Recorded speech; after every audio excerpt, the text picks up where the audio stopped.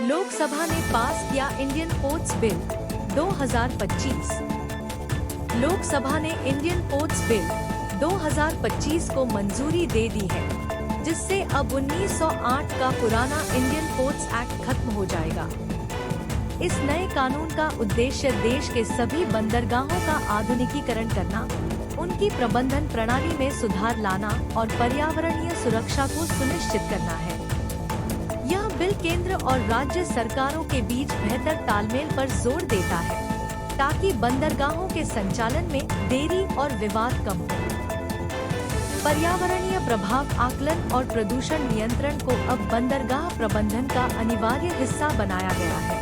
विशेषज्ञों का मानना है कि यह बिल भारत के समुद्री व्यापार को नई दिशा देगा और आयात निर्यात को तेज बनाएगा। Indian ports bill 2025। पुराना कानून क्यों बदला गया? भारत में बंदरगाहों को लेकर अब तक इंडियन पोर्ट्स एक्ट 1908 लागू था। यह कानून 115 साल पुराना है और उस समय के मुताबिक बनाया गया था, जब न तो आज जैसी तकनीक थी और न ही इतना बड़ा समुद्री व्यापार। आज के समय में container shipping, cruise terminal, automated port system और इंटरनेशनल पर्यावरण मानकों जैसी चीजों को कवर करने के लिए नया कानून जरूरी हो गया था।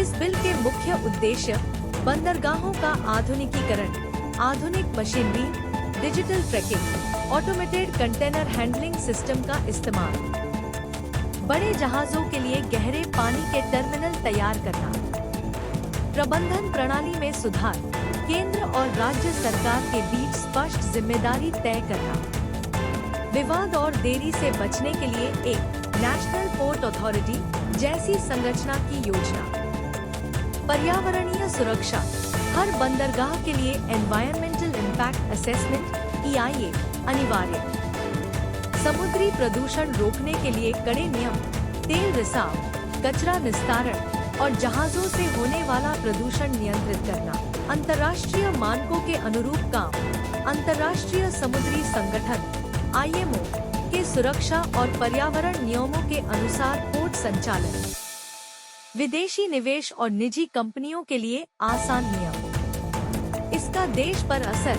व्यापार में तेजी, बड़े जहाज आसानी से आ जा सकेंगे, जिससे आयात निर्यात का समय और खर्च दोनों घटेंगे।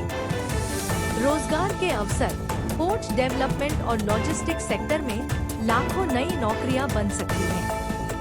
विदेशी निवेश, आधुनिक पोर्ट सिस्टम होने से विदेशी कंपनियां भारत के बंदरगाहों में निवेश करने को तैयार होंगी। पर्यावरण संरक्षण, कड़े पर्यावरण नियम समुद्री जीवन और तटीय इलाकों की रक्षा करेंगे। विपक्ष और आलोचना, कुछ विशेषज्ञों का कहना है कि राज्यों के अधिकार कम हो सकते हैं, क्योंकि केंद्र का नियंत्रण बढ़ जाएगा।